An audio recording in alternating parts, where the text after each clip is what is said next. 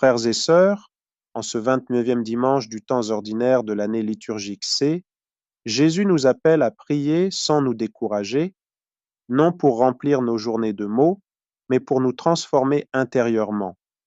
Il insiste, il faut toujours prier sans jamais se lasser. Cela signifie faire de notre vie une prière vivante. Nous sommes souvent pressés et voulons des résultats immédiats.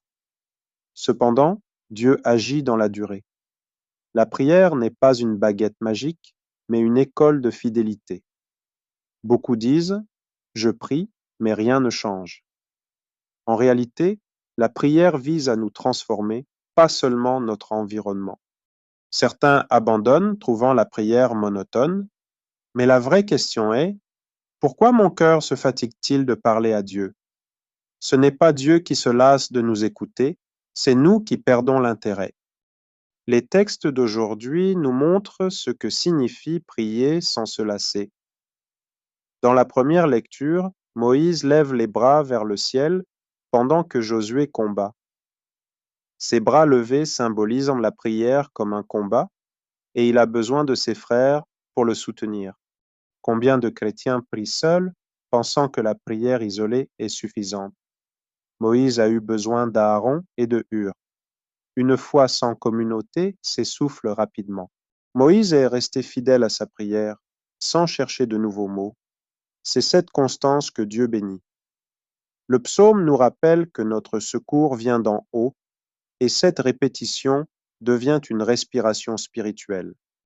Aujourd'hui, nos montagnes sont nos dettes, nos maladies, nos angoisses. Face à ces défis, beaucoup abandonnent. Mais le croyant persévère, sachant que la prière l'aide à gravir ces montagnes, pas à les faire disparaître. Sainte Monique a prié 20 ans pour son fils Augustin. Sa fidélité a porté ses fruits. Dans la deuxième lecture, Saint Paul, en prison, nous enseigne à demeurer dans la parole de Dieu, car elle est notre force. Paul nous rappelle d'insister dans la prière, peu importe les circonstances. La fidélité ne se mesure pas à nos émotions, mais à notre persévérance. L'histoire de la veuve dans l'Évangile illustre cette persévérance. Elle insiste pour obtenir justice et finit par être entendue.